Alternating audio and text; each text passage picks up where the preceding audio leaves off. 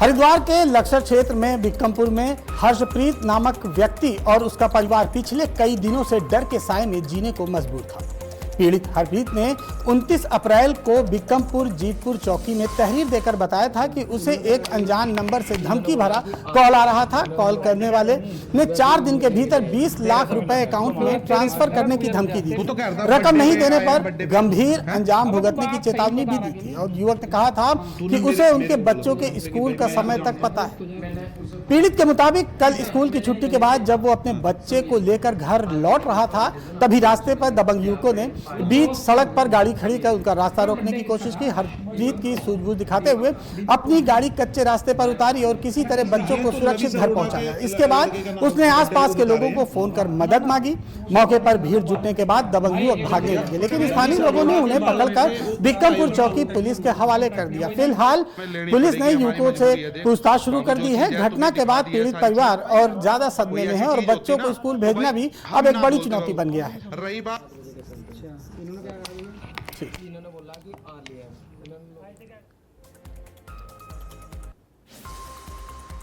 इस खबर पर ज्यादा जानकारी देने के लिए हमारे संवाददाता विकास खड़े हैं। विकास, क्या पूरा मामला है, किस तरह से धमकी दी गई, आखिर क्या स्थिति ऐसी बनी, अब पुलिस क्या कार्रवाई कर रही है इस पूरे मामले पर?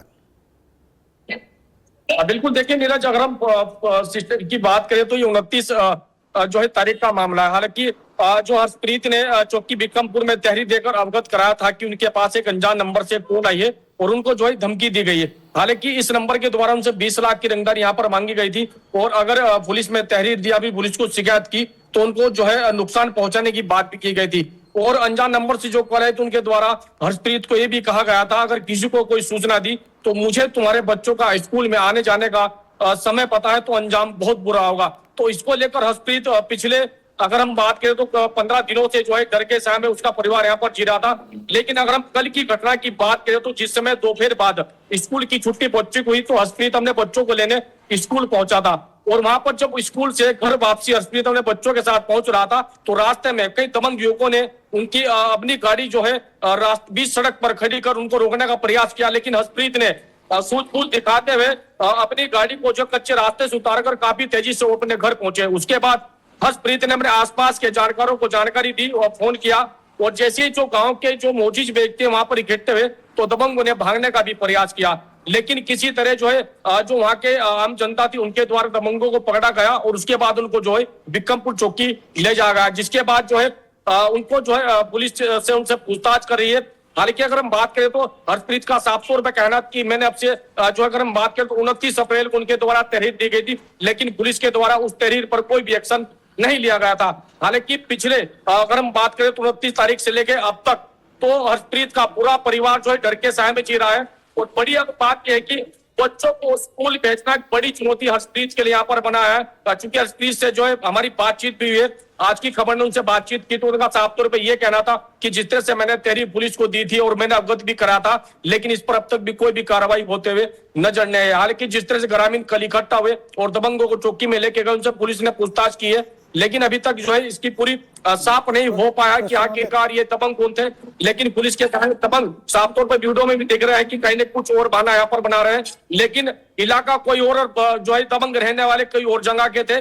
तो इस पर जो है हर्षप्रीत को पूरी तरह से यहाँ पर शक हुआ, जिसके बाद पुलिस ने उनसे पूछताछ भी की है। लेकिन अभी भी जो हर्षप्रीत का साफ तौर पर कहना है कि जिस तरह से 20 लाख की डिमांड उनसे की गई थी और कहीं न कहीं आज भी उनको जो है पूरी तरह से डर का साया है, उनके बच्चों को डर का साया है और ऐसे में वो कहीं न कहीं जो उनके बच्चे स्कूल जा रहे हैं उनको भी लेकर पूरी तरह से उनका पूरा जो परिवार है डर के साए में जी रहा है। लेकिन जिस तरह से पुलिस को अवगत भी कराया गया, लेकिन अब तक इस पर कोई कार्रवाई नीरज होते हुए नजर नहीं आ रही है। जी नीरज। विकास, एक सवाल और उठता है, जब इन्होंने पहले तहरीर दी थी तब पुलिस ने कार्रवाई नहीं की, तो लिहाजा जो बदमाश थे उनके हौसले बुलंद थे और कल उन्होंने रोकने की कोशिश की, तो पुलिस की कार्रवाई पर क्या कहेंगे जिस तरह से पहले से ही तहरीर दे दी गई थी इस मामले की?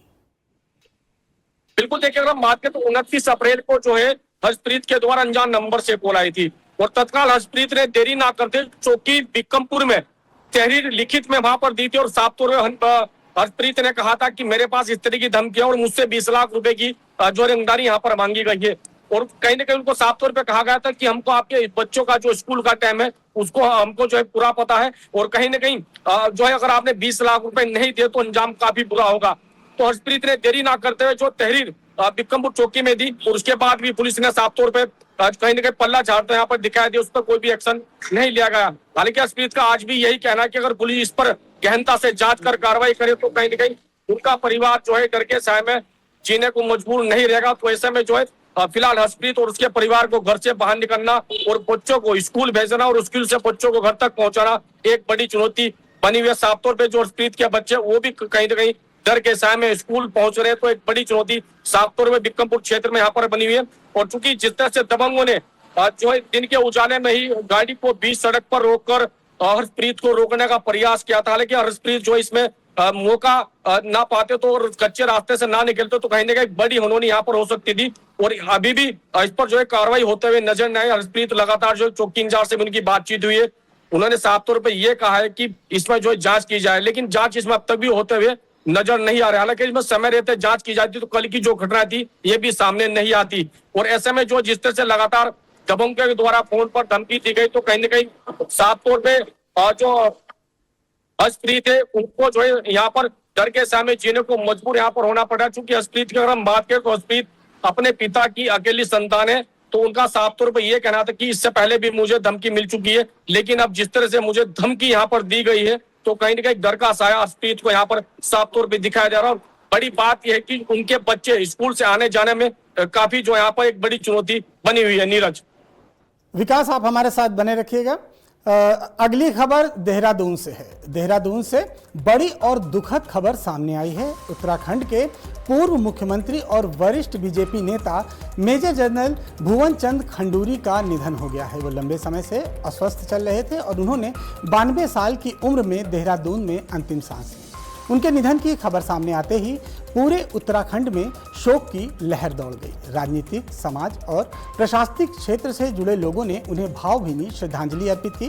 पूर्व सीएम बीसी खंडूरी के निधन पर विधानसभा अध्यक्ष रितु खंडूरी भूषण ने भावुक संदेश जारी कर अपने पिता को श्रद्धांजलि दी।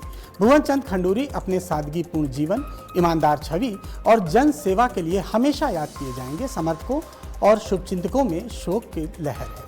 आपको बता दें कि 2 बार उत्तराखंड के मुख्यमंत्री रहे बीसी खंडूरी। मेजर जनरल भुवन चंद खंडूरी भारतीय सेना के पूर्व अधिकारी भी थे और उन्होंने सेना में लंबी सेवाएं देने के बाद राजनीति में कदम रखा। अपने सख्त अनुशासन, साफ सुथरी छवि और ईमानदार कार्यशैली के कारण वे उत्तराखंड की राजनीति में एक अलग पहचान रखते थे। उन्हें एक ऐसे नेता के रूप में जाना जाता था जो फैसले लेने और दृढ़ और प्रशासनिक मामले में बेहद सख्त माने जाते थे।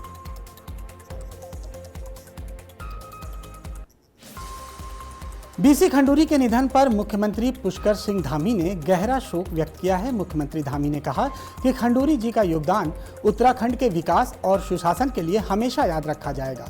वो एक अनुशासित, कर्मठ और दूरदर्शी नेता थे जिनकी कमी हमेशा महसूस की जाएगी। भुवन चंद खंडूरी को उत्तराखंड में एक ऐसे नेता के रूप में याद किया जाएगा जिन्होंने राजनीति में स्वच्छता, पारदर्शिता और अनुशासन को हमेशा प्राथमिकता दी। उनके जाने से प्रदेश ने एक मजबूत, ईमानदार और विकासवादी नेतृत्व खो दिया। आज उत्तराखंड के लोग उन्हें नम आंखों से विदाई दे रहे हैं और उनके योगदान को हमेशा याद रखेंगे।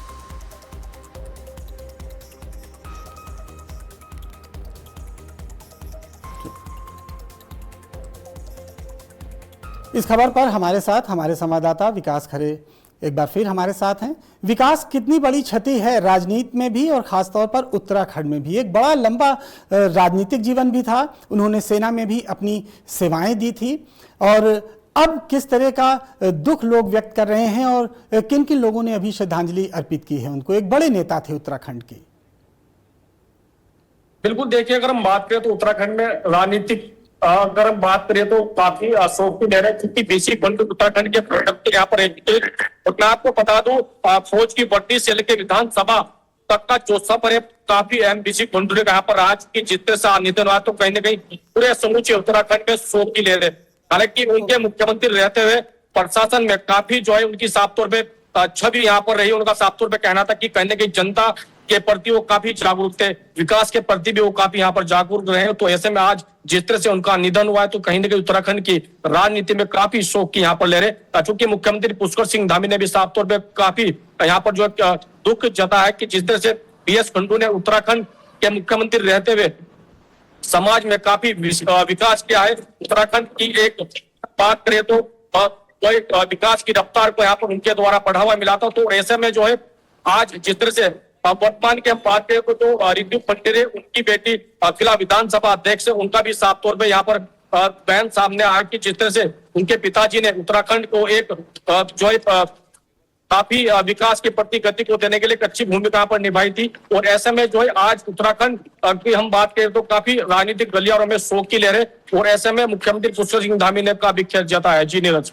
निश्चित तौर पर विकास एक बड़े नेता थे और उन्होंने उत्तराखंड के विकास में एक नई राह अगर कहा जाए तो उन्होंने बनाई थी। तो कल अंतिम संस्कार होगा ये कहा जा रहा है, तो कौन कौन लोग वहां पहुंच रहे हैं और किस तरह से इस समय वहां का माहौल है? बिल्कुल, देखिए उत्तराखंड की राजनीति में काफी क्षति है, चूंकि काफी लंबे समय से बीसी खंडूरी यहाँ पर बीमार चले तो ऐसे में जो है कल उनका अंतिम संस्कार होगा। हालांकि काफी जो बड़ी हस्तियां है, चाहे उत्तराखंड की हम बात करें या फिर उत्तर प्रदेश की जो है नेताओं की हम बात करें, वो भी यहाँ पर देखने को मिलेंगे। और ऐसे में जो है तमाम जो तैयारियां है बीसी खंडू के परिवार के द्वारा यहाँ पर की जा रही है, उत्तराखंड सरकार के द्वारा यहाँ पर की जा रही है। और ऐसे में कल जिस समय जो उनका अंतिम संस्कार होगा तो कई राजनीतिक जो साफ तौर पे जो विधायक हैं, जो मंत्रीगण हैं, और केंद्र से भी जो है मंत्री यहाँ पर उत्तराखंड पहुंचेंगे। और ऐसे में जो है तमाम जो तैयारियां है उनके अंतिम संस्कार को लेकर उत्तराखंड सरकार और उनके पूरे परिवार के द्वारा यहाँ पर की जा रहा है। हालांकि परिवार की अगर हम बात करें तो उनके बेटे ने भी साफ तौर पे कहा है कि मेरे पिता मेरे लिए भगवान थे, क्योंकि जिस तरह से उत्तराखंड के मुख्यमंत्री वो यहाँ पर रहे तो ऐसे में जो युवाओं के लिए भी काफी रोजगार उनके द्वारा यहाँ पर जो है युवाओं को दिया गया था। और ऐसे में आज उत्तराखंड का युवा भी उनको कहीं न कहीं उनके निधन पर यहाँ पर काफी जो है कहीं न कहीं उनमें भी शोक की लहर है। और ऐसे में जो उत्तराखंड सरकार के द्वारा भी उनके अंतिम संस्कार को लेकर पूरी तमाम तैयारी पर की जा रही है। नीरज, जानकारी देने के लिए बहुत बहुत शुक्रिया विकास। चलते हैं अगली खबर की ओर। अगली खबर ऋषिकेश के तपोवन से है। यहाँ पर नीम बीच पर राफ्टिंग के दौरान पर्यटकों और स्थानीय राफ्टिंग गाइड्स के बीच जमकर मारपीट हो गई। बताया जा रहा है कि दूसरे राज्यों से आए टूरिस्ट राफ्टिंग का आनंद लेने पहुंचे थे, तभी किसी बात को लेकर उनका स्थानीय राफ्टिंग गाइड से विवाद हो गया। देखते ही देखते कहासुनी हाथापाई में बदल गई और दोनों पक्षों के बीच लात घूंसे और थप्पड़ चलने लगे। घटना का वीडियो वहां मौजूद लोगों ने अपने मोबाइल में रिकॉर्ड कर लिया, जो अब सोशल मीडिया पर तेजी से वायरल हो रहा है। मामला थाना मुनि की रेती क्षेत्र के तपोवन का बताया जा रहा है। हालांकि घटना के समय किसी भी पक्ष की ओर से पुलिस को शिकायत नहीं की गई, लेकिन वीडियो वायरल होने के बाद पुलिस ने स्वतः संज्ञान लेते हुए जांच शुरू कर दी है। पुलिस ने वीडियो के आधार पर मारपीट में शामिल राफ्टिंग गाइड्स की पहचान कर ली है और आगे की कार्रवाई की जा रही है।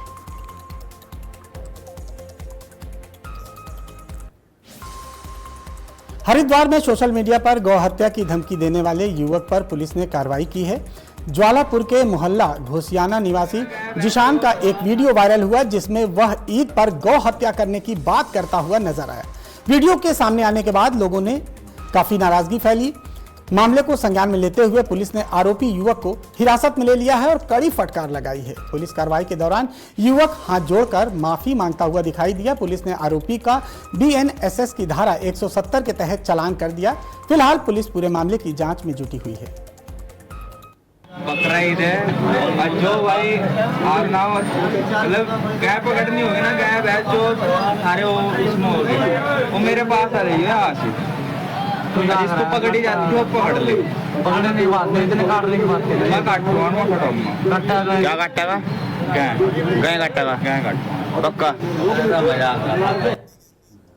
उत्तराखंड के ऋषिकेश में उज्जैनी एक्सप्रेस हादसे के बाद राहत और बचाव कार्य लगातार जारी है। दरअसल खंडगांव के पास देर रात ट्रेन के 3 डिब्बे पटरी से उतर गए थे। रेलवे प्रशासन की टीम क्रेन की मदद से क्षतिग्रस्त डिब्बों को हटाने में जुटी हुई है। मौके पर इंजीनियरिंग और तकनीकी टीमें युद्ध स्तर पर ट्रैक बहाली का काम कर रही है। फिलहाल रेलवे प्रशासन हादसे के कारणों की जाँच में भी जुट गया है।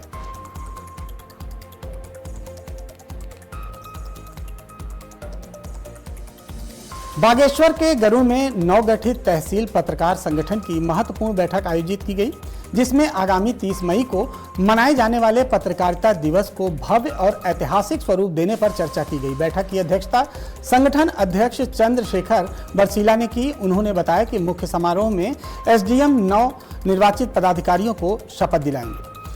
कार्यक्रम में जनप्रतिनिधियों, प्रशासनिक अधिकारियों, बुद्धिजीवियों और सामाजिक संगठनों की भागीदारी सुनिश्चित करने पर सहमति बनी। साथ ही समाज सेवा और जनहित में उत्कृष्ट कार्य करने वाले जनसेवकों को सम्मानित करने का भी निर्णय लिया गया है।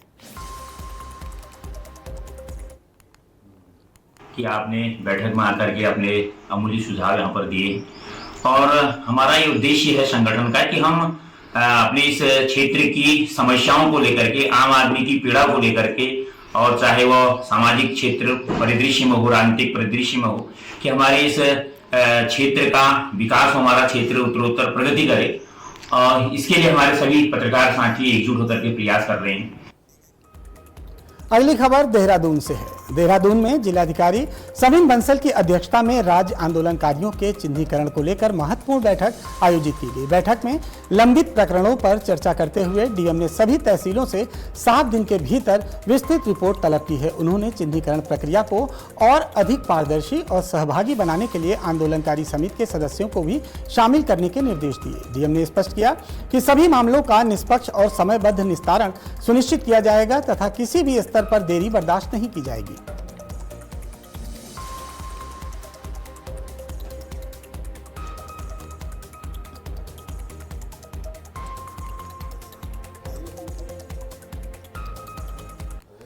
देहरादून के सेलाकुई क्षेत्र में डिक्सन फैक्ट्री में श्रमिकों के प्रदर्शन के दौरान हुई पत्थरबाजी और उपद्रव के मामले में दून पुलिस ने बड़ी कार्रवाई करते हुए 10 उपद्रवियों को गिरफ्तार किया है। दून पुलिस के अनुसार कुछ लोग श्रमिकों की आड़ में कानून व्यवस्था बिगाड़ने और श्रमिकों को भड़काने का प्रयास कर रहे थे। वरिष्ठ पुलिस अधीक्षक के निर्देश पर गठित संयुक्त टीम ने ऑपरेशन प्रहार के तहत कार्रवाई करते हुए आरोपियों को हिरासत में लिया है। पुलिस का कहना है कि क्षेत्र में शांति व्यवस्था बनाए रखने और सख्त कार्रवाई करने के लिए यह कदम उठाया गया है।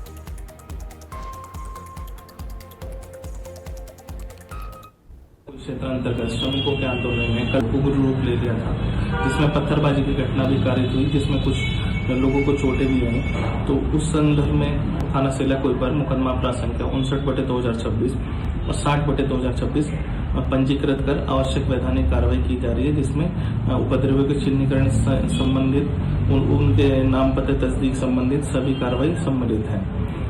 अभी क्षेत्र में शांति व्यवस्था कायम है, जिसमें पर्याप्त पुलिस बल की मौजूदगी है। साथ ही साथ हमारे द्वारा जो उपद्रवी तत्व थे, जो लोगों को भड़का रहे थे, ऐसे 10 लोगों के खिलाफ हमारे द्वारा 170 BNS की कार्रवाई अमल में लाई गई है।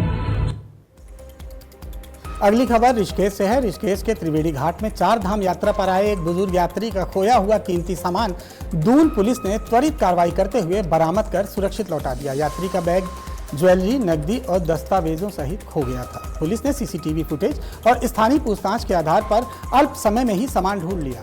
अपना सामान वापस पाकर यात्री ने पुलिस की कार्यशैली की प्रशंसा करते हुए आभार व्यक्त किया।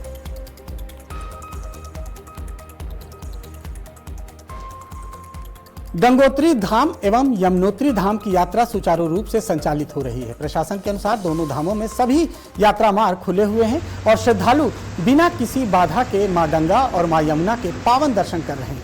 यात्रा मार्गों पर सुरक्षा, स्वास्थ्य और अन्य आवश्यक सुविधाओं की समुचित व्यवस्था की गई है।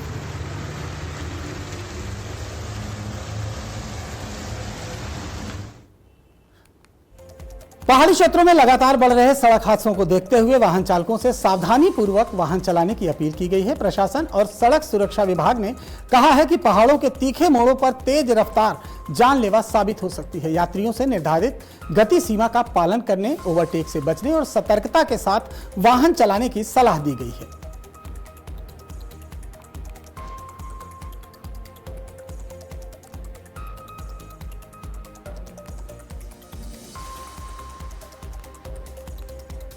देहरादून स्थित चिड़ियाघर में भीषण गर्मी को देखते हुए जानवरों की सुरक्षा और देखभाल के लिए विशेष व्यवस्थाएं की गई हैं। चिड़ियाघर प्रशासन द्वारा जानवरों के बाड़े में कूलर, स्प्रिंकलर और पर्याप्त पानी की व्यवस्था की गई। इसके अलावा उन्हें ठंडक देने के लिए विशेष आहार और फलों का भी वितरण किया जा रहा है।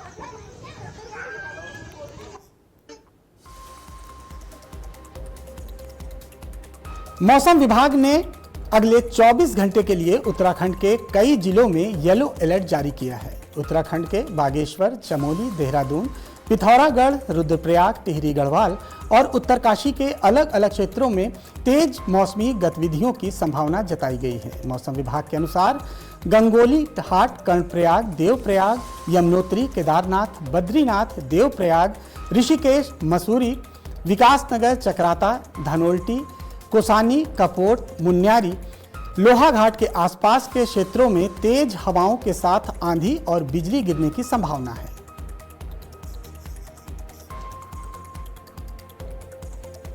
देवभूमि की खबरों में यहीं तक।